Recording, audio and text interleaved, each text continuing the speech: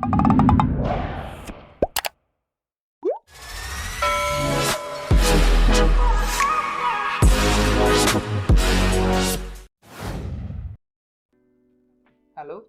selamat bergabung kembali di channel saya.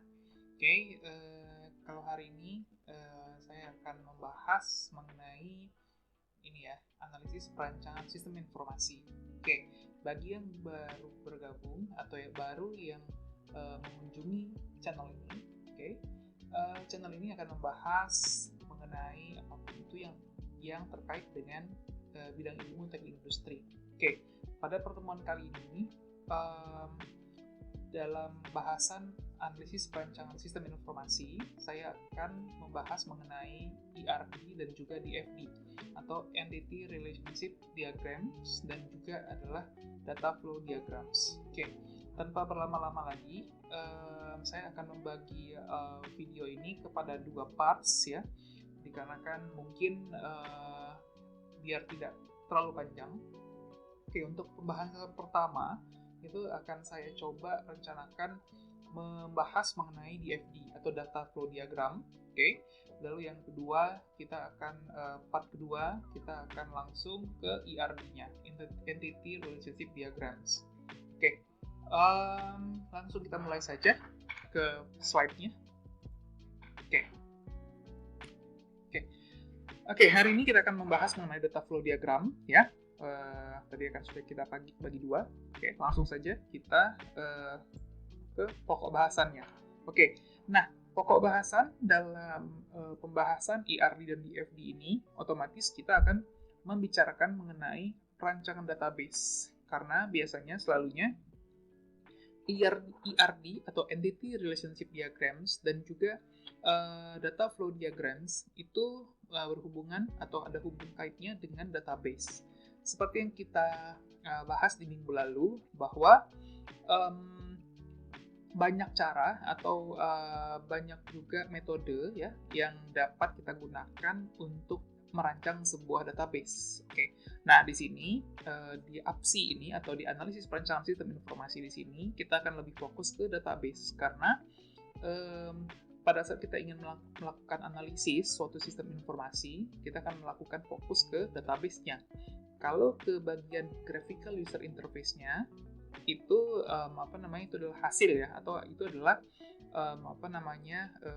hasil yang sudah kita bisa view ya, hasil yang dapat kita perlihatkan kepada usernya. Namun keseluruhan logiknya atau keseluruhan sistem informasinya atau kaidah sistem informasinya itu terletak di perancangan database terlebih dahulu. Otomatis kita harus memahami dulu bagaimana kita merancang sebuah database-nya dengan ERD dan DFD. Oke, nah pada saat ini dulu kita akan membicarakan tentang data flow diagram dulu ya. Kita akan lebih fokus ke DFD dulu, yaitu adalah pokok bahasannya di kaidah membuat DFD. Dan juga ada yang namanya context diagram, dan juga ada yang namanya logical dan physical DFD. Oke, kalau kita lihat di sini pokok bahasannya lebih ke arah sistem informasi ya. Jadi konteksnya atau fokusnya seperti terlihat di di sistem informasi ya, karena di sistem informasi itu lebih sering membicarakan tentang data flow diagram. Oke, kalau di teknik industri saya akan coba hubungkan ya, DFD dan juga ERD ini nanti untuk pelaksanaannya atau aplikasinya di dalam dunia teknik industri. Jadi jangan khawatir, di channel ini saya akan fokus kepada teknik industrinya dan juga teknologi-teknologi terbarukan mengenai penggunaan aplikasi teknologi informasi. Oke, langsung saja. Nah, sebelum kita dapat berbicara lebih lanjut ya, kita harus mengenal dulu apa itu yang disebut dengan data flow diagrams. Oke, nah data flow diagrams itu adalah merupakan sebuah tools ya analisis. Jadi dia adalah tools analisis sebenarnya si DFD ini. Oke, yang berbentuk grafis sehingga sistem analis dapat dengan mudah melihat flow data sebuah pertukaran informasi. Nah, di sini seperti yang sudah saya bilang dari awal bahwa di mata kuliah ini ya, di mata kuliah analisis perencanaan sistem informasi ini, kita akan bertindak sebagai sistem analis. Kita akan mencoba atau mengambil peran sebagai sistem analis, sehingga Anda sangat membutuhkan yang namanya graphical tools ini. Jadi ini adalah tools yang berbentuk grafis ya, untuk dapat memudahkan Anda melihat flow data sebuah sistem yang ada dalam sehingga Anda sebagai sistem analis dapat dengan mudah melihat flow data sebuah pertukaran informasi di dalam suatu sistem. Jadi Anda tidak perlu lagi tidak perlu lagi memahami secara lebih secara naratif konsepnya. Oke, namun Anda hanya bisa lihat atau Anda sudah bisa lihat ya hanya dengan yang namanya grafis yang kita buat atau grafis DFD ini atau data flow diagram ini. Oke, mengapa kita perlu menggunakan si DFD ini? Apa bedanya kalau misalkan kita menggunakan pseudocode itu sepertinya bisa juga ya. Kita bisa memahami logik dari sistem tersebut. Oke, itu bisa.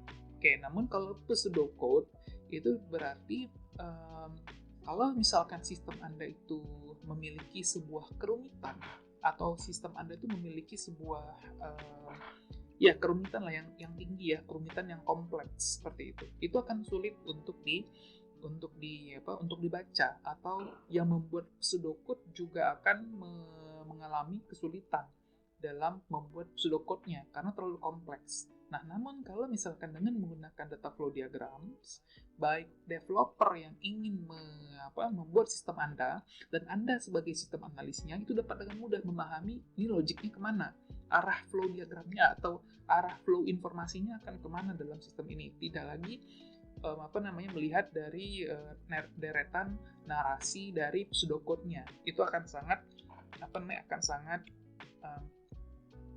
lelah sekali kalau kita melihat pseudocode yang berparagraf seperti itu ya.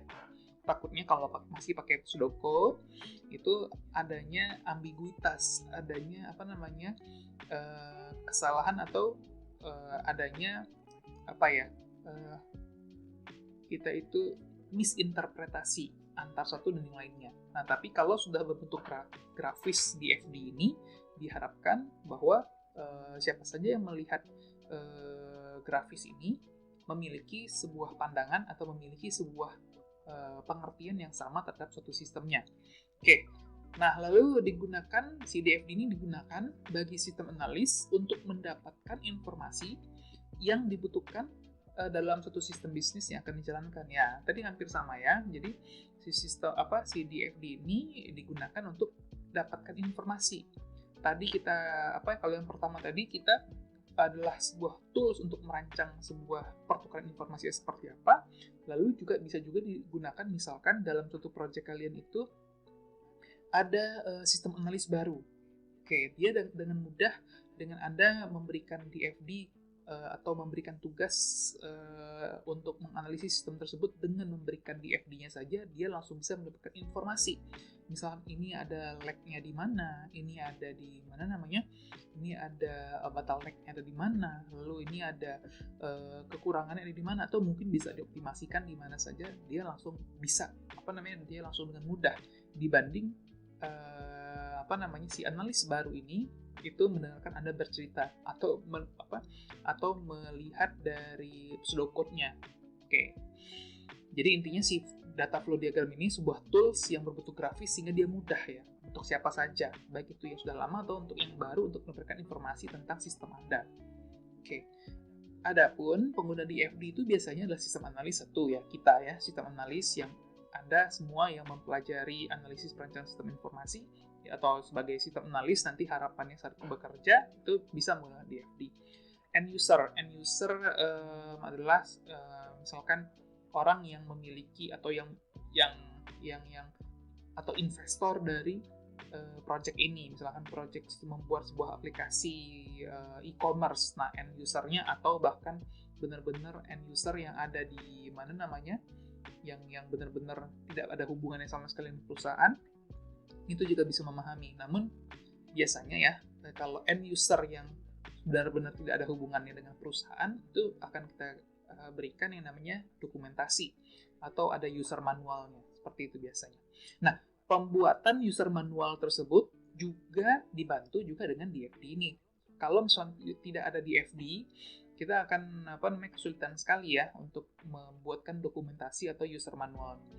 Lalu 3, back-end engineer atau database engineer dan designer. Di sini sangat penting sekali karena kita akan kita akan membuat sebuah database, otomatis orang back-end itu akan melakukan atau membutuhkan DFD ini, dan juga programmer ya. Programmer bisa dari back-end-nya dan bisa dari front-end-nya. Front-end-nya itu bisa melihat, oh di sini kapan saya harus ambil data, kapan saya harus store data. Lalu kalau misalkan saya pengen posting data atau saya ingin meng-create suatu data dan saya kembalikan data tersebut ke back-end atau ke servernya, harus memiliki atribut-atribut apa saja gitu. Jadi seperti itu ya. Nah, di sini kalau kalian lihat di sini ada suatu gambar. Di sinilah contoh ya, DFD, bukan DFD tapi seperti kayak anggotanya lah, contoh anggota si DFD tersebut. Di sini ada suatu proses, lalu di sini ada informasi masuk dan ini adalah informasi keluar ya kan. Informasi masuknya adalah grade detail. Grade detail itu misalkan informasi nilai masuk gitu kan, lalu kita produce gitu kan, diproses gitu kan, lalu dapatlah namanya grade reportnya, seperti itu kira-kira.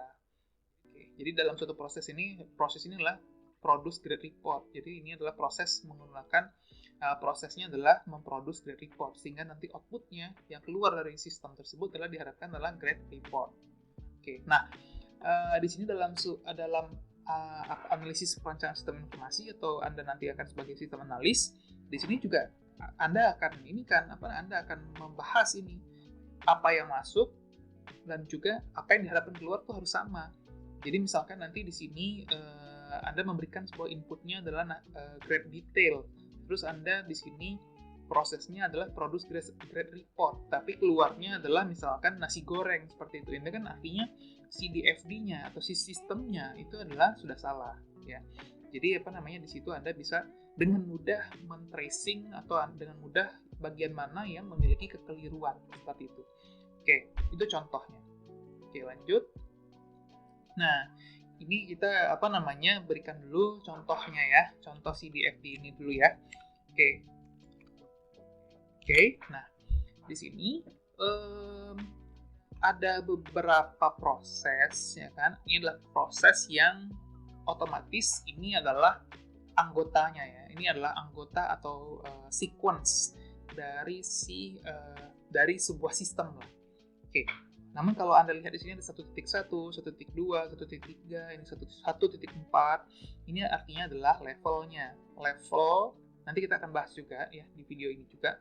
Oke, jadi di DFD itu ya, atau DFD itu nanti memiliki level ya kan, di mana proses-proses tersebut sebenarnya yang berisi adalah proses-prosesnya yang memiliki level-level tersebut gitu kan. Nah, nanti ada anggotanya nih, ada sequence-nya. Misalkan level 1, sequence 1 itu untuk enroll, lalu level 1 sequence 2 atau aliran 2-nya ya, sequence ya, paham ya, sequence ya. Sequence yang kedua adalah issue card, habis kita enroll, kita issue card, habis itu 1.3-nya level 1 sequence ketiga kita melakukan yang namanya state ya, kita melakukan ada data-data yang kita masukkan, ada data-data yang harus kita aktifasi create state, kita bahwa dia ini aktif.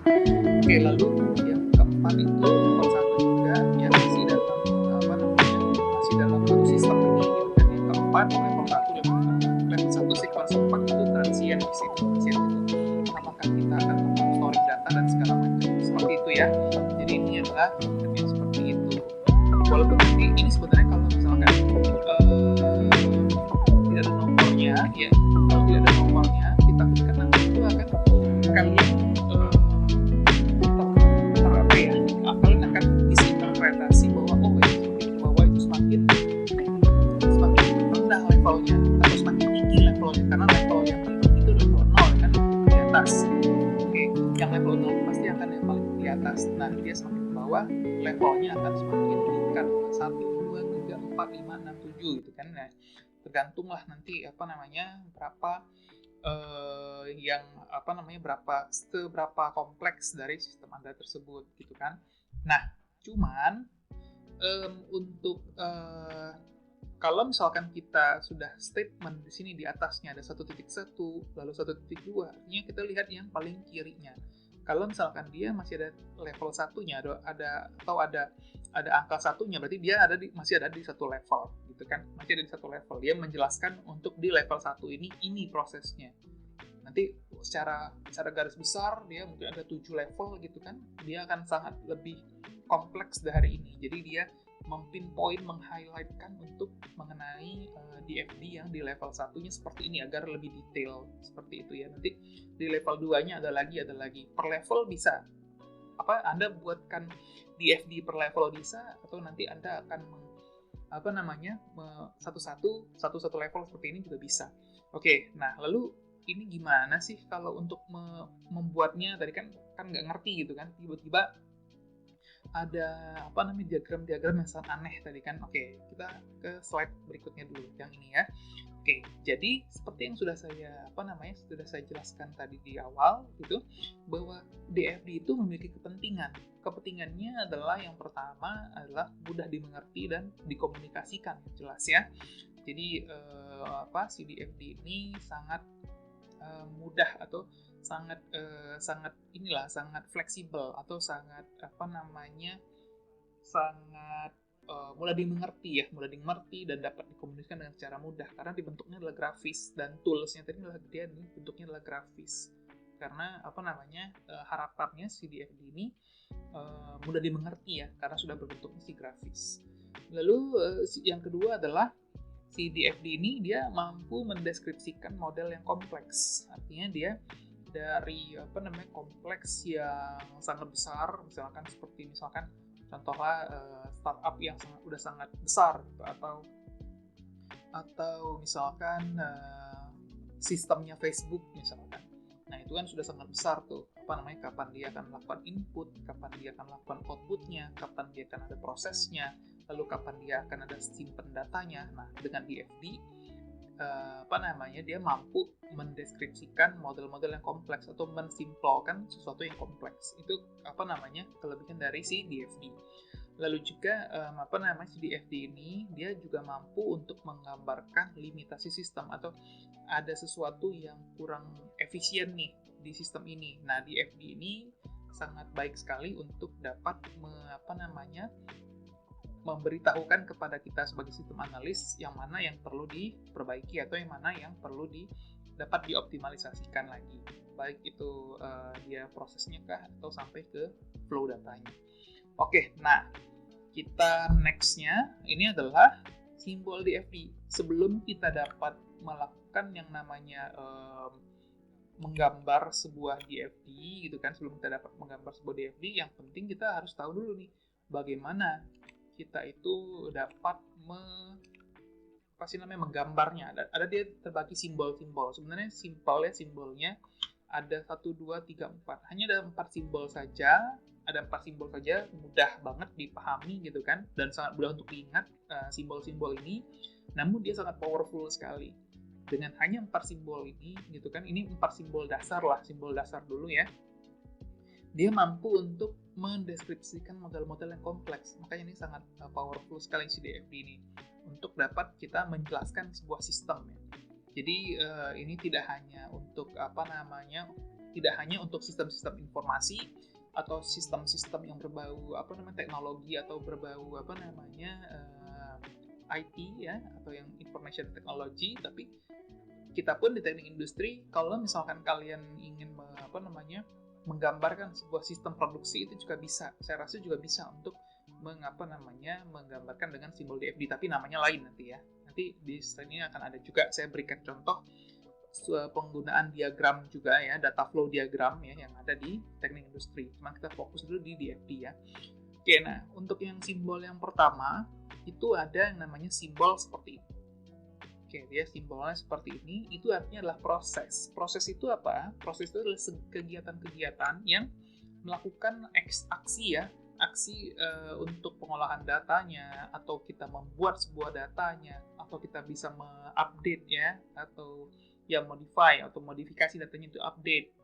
Oke, jangan lupa bahwa kita itu ada yang namanya CRUD ya kan, create, read, update, and delete. Nah, di sini nih dengan adanya simbol ini artinya kalian akan memproses. Kalau misalkan saya ingin meng-create, artinya di sini create report misalkan ya. Anda akan menggunakan simbol ini. Tinggal namanya nanti di atas adalah tabelnya, simbol prosesnya adalah simbol proses create data input seperti itu, atau melakukan yang namanya melakukan update ya, update. Ini store ini maksudnya update ya, update dan create gitu kan. Lalu melakukan delete gitu, CRUD. Jadi CRUD itu simbolnya adalah simbol proses. CRUD, create, read, update, and delete. Itu adanya simbol di sini. Nah, lalu yang di bawahnya yang seperti ini itu, yang seperti persegi panjang tapi di sininya ada garis ya, garis tegak di sini. Itu adalah untuk data store. Data store itu kalian lakukan misalkan dia servernya. Jadi dia sebagai server. Jadi dari create terus Anda ingin send datanya untuk disimpan. Berarti simbolnya adalah simbol yang seperti di sini untuk data store-nya. Oke, data store itu apa sih? Kita untuk melakukan informasi-informasi yang ingin kita simpan dan nantinya akan kita akses kembali. Nah, lalu mungkin dalam juga bisa dalam database atau bisa dalam paper file folder atau makanya tadi saya bilang di sini bisa untuk IT atau juga bisa untuk teknik industri. Jadi intinya kalau di teknik industri kan kalau masih kan itu adalah masih manual, artinya bisa disimpan di paper file folder. Tapi kalau misalkan sudah pakai yang namanya Odoo atau udah pakai SAP ya kan, atau udah pakai pokoknya yang menggunakan database virtual ya, udah menggunakan IT itu tetap lambangnya adalah seperti ini. Apapun itu, yang penting logiknya. Kalau logiknya di dalam menyimpan data, artinya simbolnya seperti ini. Baik itu untuk secara virtual maupun itu sebagai dalam proses yang non virtual juga. Oke, nah lalu kalau misalkan Anda ingin update data atau memasukkan data dari suatu entitas yang dari luar, namanya external entity. External entity itu seperti ini. External entity itu adalah dia hanya persegi panjang aja ya. Lambangnya adalah persegi panjang, tidak ada apa-apa dalamnya, hanya persegi panjang aja, ada seperti ini. Itu namanya external entity. Artinya Anda mengambil data dari sumber lainnya atau sumber di luar dari perusahaan Anda atau di luar dari manapun lah. Ini di luar dari perusahaan Anda. Oke, jadi dia kalau dilihat dari sini adalah originnya atau sumbernya, atau bisa juga destinasi dari datanya yang Anda ambil itu dari luar dari sistem Anda. Itu Anda bisa menggunakan sistem ini. Oke. Lalu yang terakhir itu adalah seperti anak panah di sini, itu adalah data flow. Data flow itu adalah menunjukkan flow-nya kemana, ataukah itu ke suatu proses, atau keluar dari proses, atau keluar dari entitas sistem tersebut, seperti itu. Nah, ini data flow seperti ini. Jadi ada proses, ada data store, ada external entity, dan juga ada data flow. Oke, nah itu sangat mudah sekali ya. Oke, lalu kita lihat di sini ada aturan menggambarnya. Ada aturan menggambar dari si DFD tersebut. Nah, menggambarnya bagaimana sih? Apa yang harus kita perhatikan di sini? Untuk yang pertama di sini itu kalau yang pertama di sini itu harus dia itu ada in-nya, ada satu arrow masuk ke dalam suatu proses dan juga ada yang keluar dari proses tersebut. Oke, jadi penting sekali bahwa dalam suatu sistem pasti itu akan ada minimal satu proses. Itu dulu yang kita Itu dulu yang akan kita sepakati bahwa dalam satu sistem itu pasti akan ada suatu proses gitu kan. Nah, jadi Anda gambar dulu prosesnya, oke, satu proses, dan dia itu ada yang inputnya, ada yang masuk ke dalam proses tersebut, dan ada yang keluar dari proses tersebut. Dia bentuknya adalah seperti ini, in dan juga out. Dari mana dan ke mana, dari suatu proses, gitu kan. Kalau misalkan dia tidak ada yang in atau outnya, itu sudah menyalahi aturannya. Oke, jadi kalau misalkan nanti kalian ketemu nanti ada yang namanya ada proses itu, terus ada input masuknya tetapi tidak ada keluarannya, terus dengan harapan bahwa nanti ini kan untuk simpan, bukan pakai proses. Intinya adalah kalau kalian ingin menyimpan atau kalian ingin melakukan sebuah penyimpanan, bukan menggunakan proses. Proses itu pasti ada in dan out-nya. Itu yang harus kita sepakati. Nah, lalu Pak, saya ingin bahwa proses ini adalah proses menyimpan gitu loh. Proses menyimpan sehingga dia akan tidak ada keluarannya. Oke, pakailah metode yang kedua di sini. Ada sebuah data store dan ada sebuah proses, misalnya proses fetching data. Nah, fetching ya, kalau misalkan Anda ingin mengambil datanya, itu proses fetching data. Kalau misalkan kalau ada yang menyimpan datanya berarti setting data. Jadi kita ambil dia, kita fetching datanya, kalau kita ambil kita setting data. Oke, kalau kita akan fetching data, atau ya udah kita melakukan proses simpan data. Proses simpan data artinya kita akan mengeluarkannya dari mana, ada data store-nya dari mana, ada prosesnya apa. Misalkan ini, Anda ingin melakukan proses simpan dan olah data ya. Simpan dan olah data, berarti data inputnya adalah dari mana.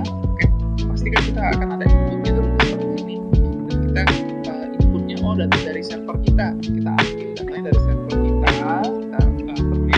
buat namanya ada server di sini, lalu kita ambil datanya masuk ke dalam server kita, masuk dalam proses kita. Prosesnya adalah sebuah proses olah data. Lalu kalau sudah mengolah data, dapatlah namanya hasil olah data di sini. Hasil olah data akan kita simpan kembali ke dalam kita punya data store. Seperti itu. Kalau misalkan Anda ingin melakukan yang namanya mengambil atau menyimpan datanya ke dalam data store kita. Nah, lalu kalau misalkan kita ingin ambil, ternyata datanya nggak ada di server kita, Pak, dan juga kita akan melaporkan datanya itu keluar gitu kan. Oke, nah itu Anda Anda harus melakukan ambil datanya pakai external entity ya, hanya rectangle di sini, hanya persegi panjang aja di sini ya, persegi panjang di sini. Kita ambil datanya, kita proses olah datanya, dapat hasil olah datanya, kita send lagi ke external entity tersebut. Jadi seperti itu ya. Jadi dia si proses ini tidak bisa hanya melakukan save data atau tidak bisa kalau dia tidak ada in dan out. Jadi si proses itu harus ada in dan harus ada out. Kalau Anda ingin hanya menyimpan atau proses simpan data seperti ini. Kalau simpan datanya di internal, dia akan menggunakan data store internal. Tapi kalau misalkan Anda simpan datanya adalah di eksternal, Anda akan menggunakan yang namanya simbol external entity di situ. External entity ini biasanya kita menggunakan misalkan mungkin pakai API gitu kan. API itu untuk mengambil data sesuatu yang dari luar sistem kita akan ambil endpoint-endpointnya dari API. Banyak kok kalau Anda nanti butuh data apapun dan Anda butuh data dari eksternal, misalkan tinggal Anda searching aja API misalkan API yang paling sering digunakan tuh misalkan API data film gitu, itu bisa ada. Dan juga ada API even sekarang kan lagi pandemi itu, kalau misalkan Anda ingin searching, ada API namanya API data COVID di Indonesia, itu ada. Jadi kita tinggal bisa menggunakan data dari API tersebut untuk web kita atau sistem kita. Nah, lalu di sini juga ada yang namanya flow diagram di sini kan. Nah, haruslah data flow ini hanya memiliki satu arah vektor. Artinya dia tidak ada bolak-baliknya. Seperti ini ya. Ada in ya in, out ya out. Di sini ada dia ambil fetching dari data store, lalu dia kirim sending datanya dan hasil olahan tadi ke data store-nya. Jadi dia tidak bisa dalam satu arrow, dalam satu panah ini ada dua mata panahnya, tidak bisa. Dia hanya ada satu aja. Kalau misalkan ada bolak-balik ya Anda harus membuat dua arrow gitu kan. Tidak bisa satu arrow terus Anda langsung saja buat seperti itu, tidak bisa ya. Oke, lalu kesalahan-kesalahan yang sering ditemukan. Nah, kesalahan-kesalahan yang sering ditemukan bahwa si proses itu harus ada in dan out. Di sini contohnya ini adalah tidak ada data flow masuk di sini. Nah, berarti Anda harus dalam suatu proses tersebut haruslah ada yang namanya data in dan data out gitu kan. Atau harus juga mungkin nanti ada yang namanya data in saja tapi data outnya tidak ada. Tidak boleh. Proses itu adalah yaitu simbol proses di FD itu harus ada yang namanya data in dan data outnya. Lalu yang kedua di sini, Pak, tadi saya pengennya ngambil data dari luar. Terus ambil data dari luar, terus kita olah, terus kita simpan data dari luar tersebut ke data store kita. Artinya ada yang hanya menggambarkan data store dari kita, lalu dia ambil API dari luar. Ini tidak akan mungkin bisa, logiknya tidak akan bisa, karena si server itu tidak bisa kita gunakan atau tidak bisa mengexecute lah.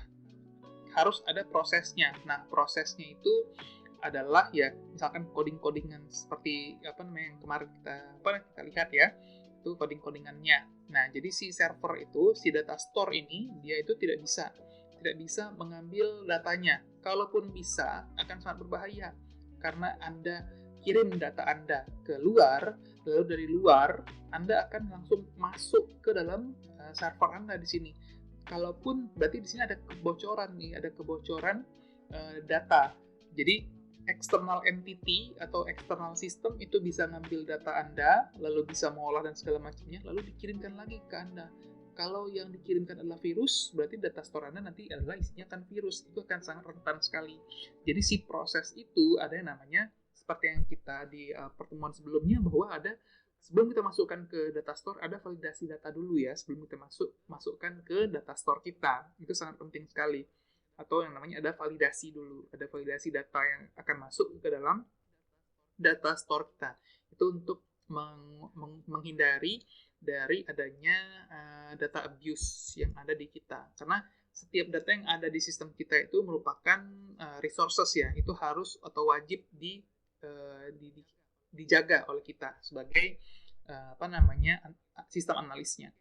Nah lalu kesalahan yang ketiga yang seperti yang saya bicarakan tadi, bahwa satu arrow itu ya hanya bisa ada satu anak panah saja atau satu arah vektor ya.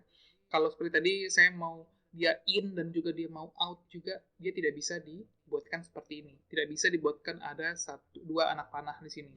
Jadi dia harus ada benar-benar yang seperti ini. Dia ada dibikin dua, satu ke arah in, satu ke arah out, seperti itu. Oke, paham ya? Kita lanjutkan dulu. Oke. Nanti kalau misalkan Anda ada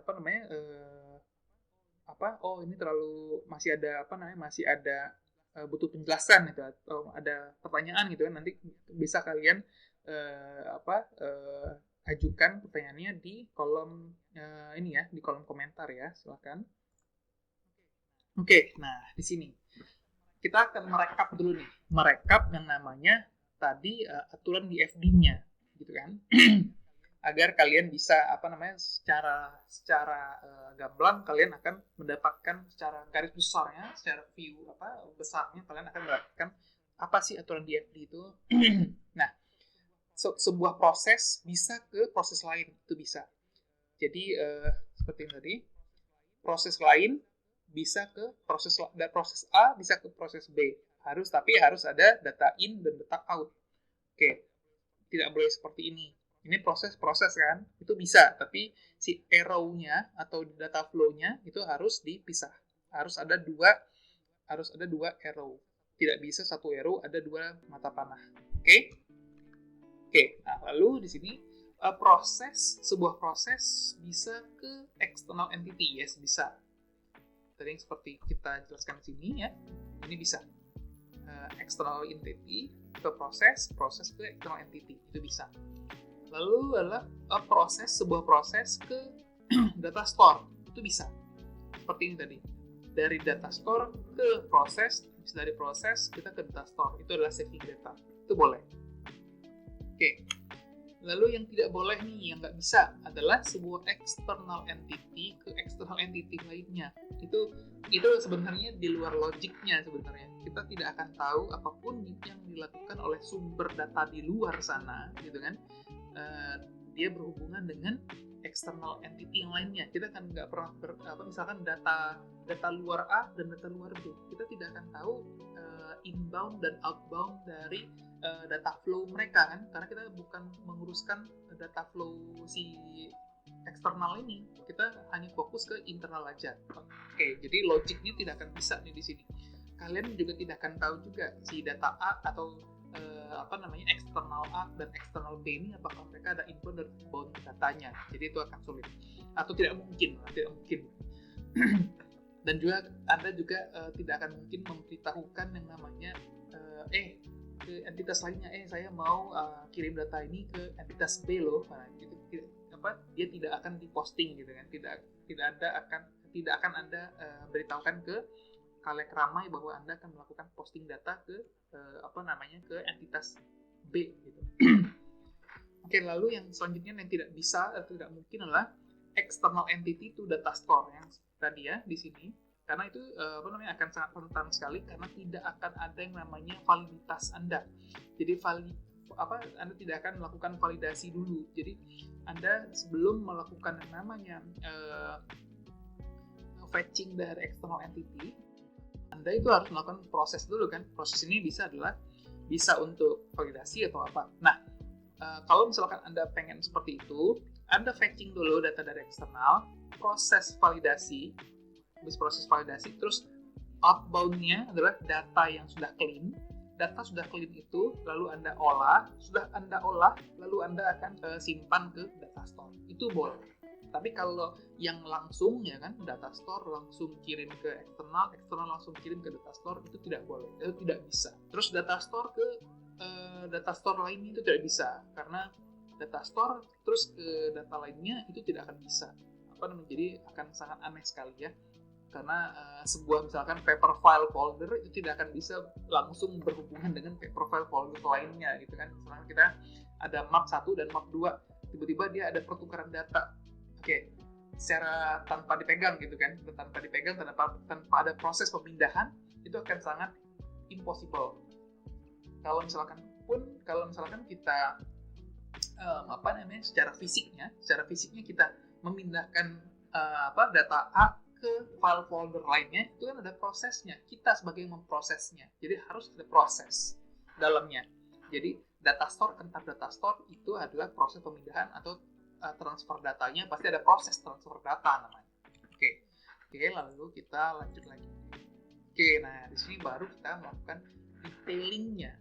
Anda kan tadi sudah tahu yang namanya simbol-simbolnya, ada beberapa simbolnya gitu kan, lalu ada tahu yang namanya data flow-nya dan segala macamnya. Nah, sekarang kita akan membuat detailnya dan juga kita akan memberikan dia numbering levelnya seperti apa. Walaupun tadi kita sudah membahasnya ya sebenarnya. Oke, tapi ini kita akan membahas dulu yang namanya detail DFD. Nah, jadi dalam membuat DFD ada langkah-langkahnya. Yang pertama, Anda akan tentukanlah proses inti dari kegiatan tertentu. Misalkan ini Anda di sebuah perusahaan gitu kan, lalu merencanakan produk baru ya, atau ingin launching produk baru, atau ingin membuat yang namanya sebuah e-commerce baru lah ya. Nah, Anda tuh tentukan dulu nih proses inti dari e-commerce Anda itu mau ngapain gitu kan. Nah, proses inti itu mungkin bisa ada lebih dari satu ya, bisa lebih dari satu, bisa lebih dari tiga gitu kan, atau 7 mungkin gitu kan, tujuh sistem itu mungkin. Cuman Anda e-commerce misal, e-commerce ada user registrationsnya ya kan. Oh, itu ada proses intinya. Proses inti itu adalah proses yang dapat dipecah kembali. Misalkan tadi kan user registrations itu dia bisa bisa dipecah lagi, adalah dipecah ke mengisi formulir ini, terus melakukan yang namanya pengisian data alamat, terus pengisian lagi yang namanya ada verifikasi alamat, verifikasi email atau apa. Nah, itu kan bisa dipecah lagi. Tapi yang inti ini walaupun banyak dalam satu sistem tersebut tapi bisa dipecah ke bawah, bukan dipecah ke samping ya.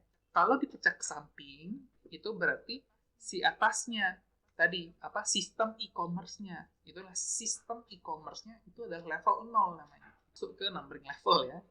Tapi inti prosesnya ya, inti prosesnya itu adalah misalkan tadi e-commerce. Oke, dari e-commerce system tersebut kita pengen apa? Nah, oke, kita pecah lagi tuh ke beberapa bagian inti lainnya, adalah user registration, selalu ada transactions, lalu ada checkout barang, lalu ada yang namanya ordering barang, lalu ada akan menghitung namanya ongkos kirim barang. Itu adalah inti-inti yang akan ada kita buat di e-commerce kita. Nah, namun dari inti-inti tersebut juga akan ke bawah lagi ada inti-inti lainnya. Misalkan user registration tadi. User registration, dia harus isi yang namanya namanya, isi itunya, segala macam data-datanya. Terus tadi yang untuk misalkan kita ongkos kirim itu intinya adalah proses inti di bawahnya adalah menentukan lokasinya dulu. Menentukan lokasi, habis menentukan lokasi, menentukan yang namanya kurir apa yang akan dipakai, baru di bawahnya akan dapat yang namanya sampai ke bawah lagi, sampai dia tidak bisa di breakdown lagi ya. Jadi si DFD di sini kapan dia akan stopnya ya, kapan kalian akan stop, berhenti memikirkan breakdown ke bawah. Jadi dalam satu inti itu mungkin bisa di breakdown, pecah beberapa inti ke bawah sampailah dia tidak bisa dipecahkan lagi. Misalkan tadi tentang nama ini ya, pengisian formulir nama itu kan nggak bisa dipecah lagi tuh, udah tinggal isi aja gitu kan. Berarti itu udah sampai situ aja si prosesnya, seperti itu. Lalu yang kedua, tentukanlah struktur atau hierarki proses tersebut dari yang paling besar, level 0, sampai ke level terendah. Nah, tadi kan level yang terendah, level 0 tadi adalah sistem, inti sistemnya adalah sistem e-commerce. Lalu ada pecah lagi ke satunya, ke level satunya. Level 1 adalah tentang registration, user registration, ongkos kirim, lalu ada checkout barang, terus order barang, terus ada pencatatan transaksi gitu kan. Nah, itu sudah sampai level tersebut. Sampailah nanti level tersebut tidak dapat atau kegiatan inti di suatu level tertentu tidak dapat di breakdown lagi. Tuh. Nah, hierarki ini dapat disebut dengan functional primitive, namanya functional primitive. Nah, kalau di teknik industri gitu kan, ya, seperti yang Anda lihat di sebelah kanan di sini, ini pasti Anda akan familiar nih, namanya kayak bill of material, seperti itu. Hampir mirip seperti bill of material gitu ya bentuknya. Cuman di sini kita bukan kalau di APSI atau analisis perancangan sistem informasi, bentuk yang functional primitive ini itu dia memberikan kita flow-nya seperti apa, flow informations-nya itu akan kemana saja, dan dia akan ada kegiatan proses apa saja. Ingat ya, bahwa di sini adalah proses. Yang di DFD di sini itu akan adalah proses. Inilah proses inti. Proses intinya. Kalian akan breakdown atau membreakdown proses inti. Di sini proses inti. Pak, lalu nanti di mana mainnya data flow-nya segala macam atau nah itu nanti. Yang penting Anda sudah tahu dulu nih pohonnya dulu nih, pohon DFD-nya dulu, pohon proses intinya dulu sampai dia tidak dapat di breakdown lagi. Seperti itu kira-kira ya. Oke, nah level tertinggi disebut dengan konteks diagram. Misalkan tadi kalau di sini Broadway Entertainment System, tapi kita coba adalah e-commerce system gitu kan. Berarti level tertingginya konteks diagramnya, oke? Konteks diagramnya konteks e-commerce system, di mana merupakan hanya overview keseluruhan proses. Dia hanya overview ya, overview dari keseluruhan proses. Overview-nya adalah overview tentang sistem e-commerce. Kalau nanti Anda rapat misalkan sistemnya overview-nya seperti apa? Overview-nya adalah overview sistem dari e-commerce seperti itu. Detailnya seperti apa? Nah, Anda jelaskanlah level-levelnya di bawahnya dengan functional primitive tadi. Lalu level di bawah konteks diagram disebut level 0. Level 0 tadi adalah sistem, misalkan kita sistemnya ada sistem registrasi misalkan. Ternyata registrasi itu di level 0 misalkan, atau ada lagi yang namanya